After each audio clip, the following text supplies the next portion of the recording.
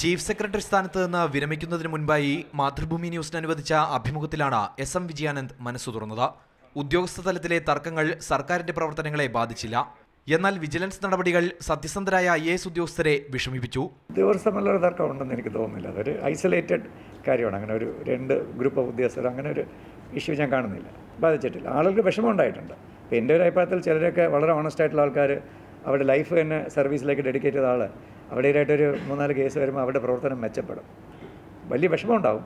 പക്ഷെ അതൊരു എന്നാൽ വിഷമം കുറച്ചുകൂടെ നന്നായിട്ട് പ്രവർത്തിക്കാം എന്നൊരു മോട്ടിവേഷൻ ഉണ്ടാകും. കൂടുതൽ നല്ല ഓഫീസേഴ്സിന് അതാ ഉണ്ടാകും. IAS ഉദ്യോഗസ്ഥരുടെ സമരത്തെ ന്യായീകരിക്കാനാവില്ലെന്നും അദ്ദേഹം പറഞ്ഞു. ഞാൻ അറിഞ്ഞില്ല. എൻ്റെ വ്യക്തിപരമായിട്ട് അഭിപ്രായം IAS ഓഫീസേഴ്സ് ഒരിക്കലും സമരമല്ല, സമരത്തിൻ്റെ അടുത്ത രീതിയിലുള്ള മാർഗ്ഗങ്ങൾ എടുക്കാൻ പാടില്ല. കാരണം you are at the very top. Kerala administrative service സെക്രട്ടേറിയറ്റിൽ നടപ്പാക്കണമെന്നും വിജയാനന്ദ് വ്യക്തമാക്കി. 1981 ബാച്ചിലെ കേരള കേഡർ IAS ഉദ്യോഗസ്ഥനായിരുന്ന SM വിജയാനന്ദ് കഴിഞ്ഞ ഏപ്രിൽ 30-നായിരുന്നു ചീഫ് സെക്രട്ടറിയായി ചുമതലയേൽക്കുന്നത്. വിരമിക്കുമ്പോൾ യുവ IASകാർക്ക് വിജയാനന്ദിന്റെ ഉപദേശം ഇത്രമാത്രം. So IAS is for the poor of India എന്ന് അന്ന് പഠിപ്പിച്ചാണ്. ഇന്ന് അതേ റെലവൻസ് 35 വർഷം കഴിഞ്ഞിട്ടും ഉണ്ടെന്നാണ് എനിക്ക് വിശ്വാസം. മാതൃഭൂമി ന്യൂസ്, തിരുവനന്തപുരം.